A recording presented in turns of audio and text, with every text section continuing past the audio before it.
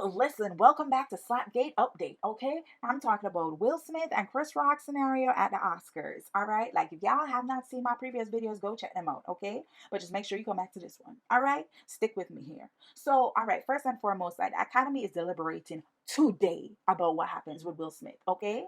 And I'm definitely going to keep y'all posted. I don't think they're going to make the decision public the same day, so probably look out for this like in the next 2 days. But as soon as it becomes available, I am going to share it with y'all. So that's number one. Number two, Will totally did disservice to himself by resigning from the Academy, because the Academy could have probably used that as a way in which to punish Will Smith. But because he did it on his own recognizance, they probably are going to find something else in addition to punish him with, because they can't look weak and they can't look too forgiving. So he did that to himself. Also, this whole thing was supposed to be deliberated on April 18th. And because Will resigned, they sped it all the way up. Because if he didn't resign, they would have had to give him 15 days of notice for him to get himself together, kind of get like a case prepared or whatever the case is, take accountabilities for his actions, this, that, and the third, whatnot, whatnot. So by the time they got around to it, like pretty much all of the PR repair would have been done. But that's not the case. I don't know who was advising Will to make that decision, but they messed up, and they messed up big time. Okay. Anyways, Billy Bush, who is the host of Extra, he makes a post, and the post is right here, but I'm just paraphrasing. Basically, he said, you can't condemn somebody like for, acting this way and just writing them off. Like, how can you do that? He said he's been around people who just basically say he's over, he's done. Essentially, he should just be canceled. And he says he totally disagrees with that. And if we're administering blame in its entirety, how about we go ahead and then, basically blame the audience members for being bystanders of abuse and not doing anything? Like, I don't think that we should just write him off, that nothing that he did in his previous years matters.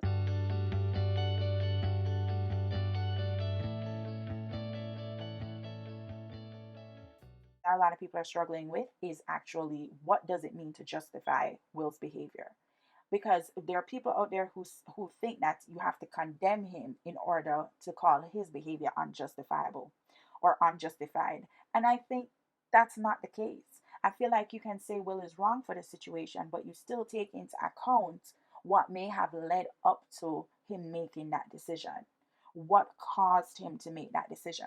I feel like for you to justify his behavior would be for you to say, I would have done the same exact thing. And if you're not saying that you would have done the same exact thing, but you're considering what made him do it, I think that you're not justifying the behavior, but you're just literally giving breath and life to the other factors that matter.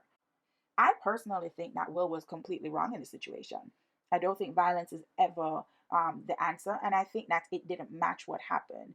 Chris used words, and Will used physical force. The two of them, I mean, they're unmatched. You can't think they're matched. I would never do what Will did, but again, everybody reacts differently under certain situations, in certain circumstances, right? I told you in my previous video why I think Will responded or reacted the way he did.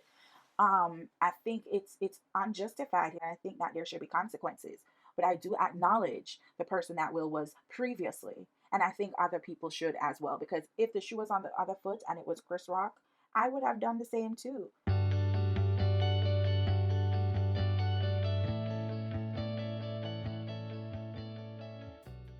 Okay, so because we're talking about perspectives on it, so Willow Smith, which is Jada and Will's daughter, she said, "You know who's going through a lot right now? Literally everyone. Just be kind." On the contrary, Jaden Smith said, "And that's how we do it." Jada, Will's wife, said, "This is a season for healing, and I'm here for it." So their responses were short points, and I totally disagree with Jaden, but I also think that Jaden is more inclined as because he looked at it as, oh, my dad was protecting my mother. I think Willow is looking at it from the standpoint of, like, I understand that, but seriously, that wasn't necessary. Do you see what I'm saying? But I think Jaden is like, no, he said something about my mom. Yeah, for sure. Like, I think in his mind, he looks at it that way. No, speaking of what everybody is also talking about, I am here to state Mr. August Alsina, baby, has published a new song. And I decided to look at it, and it's got everybody talking. Okay, so if you don't know, August Alsina is the person that Jada had in this entanglement situation. Okay, and the song is called Shake the World. And some of the lyrics read, because God damn it, that's right, I shake the world. I heard it's some S that's about to go down when you got $1 billion on the elevator. Well, of course, some S was about to go down when you tangled up with the world's favorite. So people are saying the whole reference that about the world's favorite is actually Jada. And in terms of, if you guys don't know where he comes with this whole elevator situation, he's referencing Solange, who issued Jay-Z a right hook while the three of them, herself, Beyonce, and him, were in the elevator because it's suspected that Solange saw the woman that Jay-Z was cheating on Beyonce with. And so she lost it, honey. Okay? No, it's also speculated that August is actually in the talks of writing a tell-all book, which he is not, according to him. Now, maybe if August was going broke, maybe if nobody really cared about him like that no more, he would actually decide to go ahead and write a tell-all book, but I believe him. You know, he essentially said, and this is a post, like paraphrasing, he was like, who does that? Who goes ahead and writes a book about the people they've had sex with? Like, I'm not doing that. I would never do that. Like, I don't need to do that. So, Will and Jada could sleep comfortably in that, like coming out and him making that post. But the other man in the situation that I think is giving Will the most havoc right now is one that has already passed. Tupac.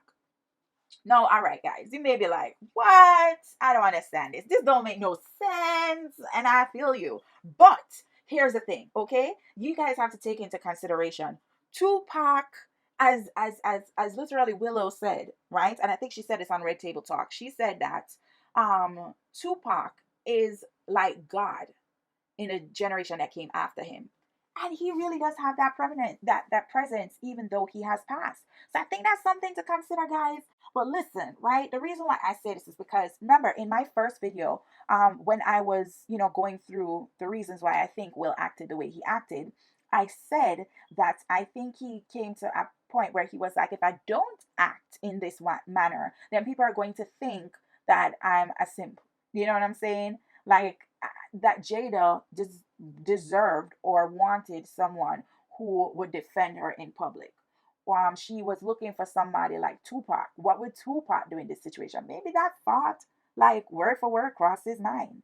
And maybe he felt like if he did anything less, she wouldn't respect him as she respected Tupac. Now, you guys may be saying that's a stretch, but I want to read a few things from his memoir. In his memoir, he says, in the beginning of our relationship, and he's referencing himself and Jada, he says, my mind was tortured by their connection. He was Pac, and I was me. Though they were never intimate, their love for each other is legendary.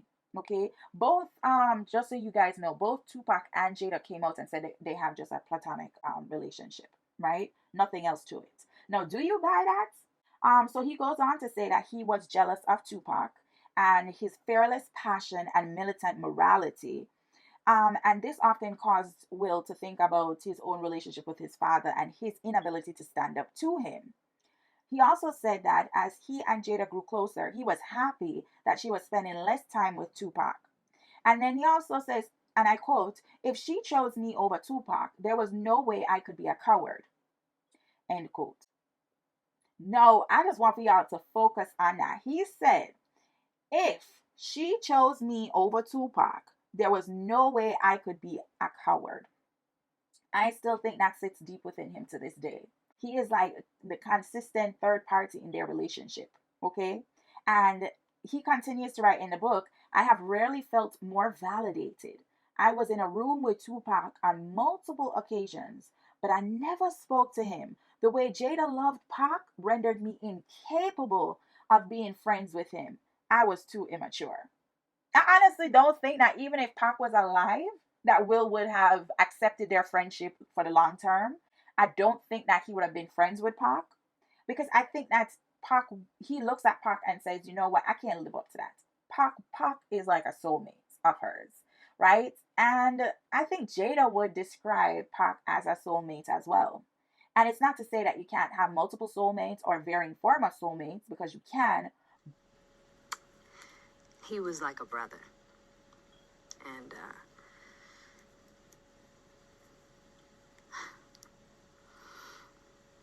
sorry. He was,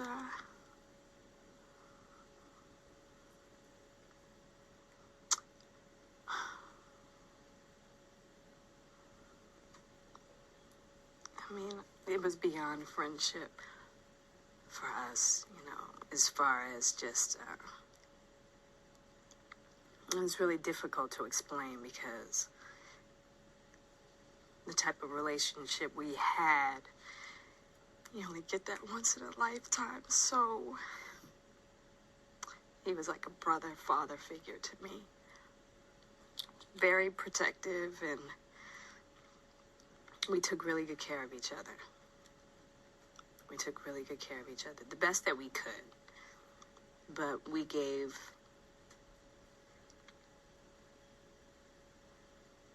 each other a lot. But I just think that in a situation like that, it's like, yeah, you know what I'm saying? Like, that soulmate thing, that connection is real deep, man. And I don't know if I could compete with that. And I think a lot of men would say the same thing. You know what I'm saying? If they found out that the woman that they're in a relationship with, like, she considers like a past person or a friend at the time to be a soulmate. You know what I'm saying? Like, I don't. I think they struggle with that. I have personal experience with it. And the person I was speaking to at the time, he was like, "Yeah, that used to bother me a lot. I was really jealous about that." And but I would never say, but it really did bother me a lot, and it's understandable. Um, but I digress. Let's move on. Then he says, he could never open up to interact with him. Because we had a little bit of a thing. They grew up together and they loved each other, but they never had a sexual relationship. Literally, this is something that has plagued their relationship. Okay, it has just plagued their relationship. And I think to a certain degree, y'all, and I could be wrong, obviously, but I think to a certain degree, it's like when Pac died, he felt like, okay, so I didn't have to worry about the relationship anymore. Like, I didn't have somebody I was competing with. But then, right, Pac was still around. Pac was still around because she still felt the same way, maybe even stronger about Pac after he passed than when he was alive. And then I think he was just like, dang, I gotta compete with this dude in death too. And then he said to himself, you know what? Like, I'ma just work with it. I'ma just work with it. I'ma just work with it. She's with me. She chose me. We got 2 children. Like, I'ma just work with it. You know what I'm saying? And then I don't know who initiated the open relationship, but it could have been either one of them, to be honest. Okay? And maybe it's a situation where, say it was Jada that initiated it. Will may have found himself, feeling like I'll never be enough. But what if it's Will Smith? If Will decided that he wanted an open relationship, maybe the reason why he did it is because he wanted for somebody to be wrapped up in him. So he wasn't thinking about the fact that he would never live up to the legacy of Pac in Jada's heart. You understand what I'm saying, y'all? Feel me if you feel me. If you feel me, then yes, you know what I'm saying? We getting it. We understanding it. And I am going to keep the juice coming, y'all. Okay? Don't even question it. I'm keeping the juice coming. I'm telling y'all. So make sure you go ahead, you like, subscribe, you do all the shebang so you can keep yourself updated on everything that's going on. Like, thank you so much. And I'll see y'all in the next one. Toodles.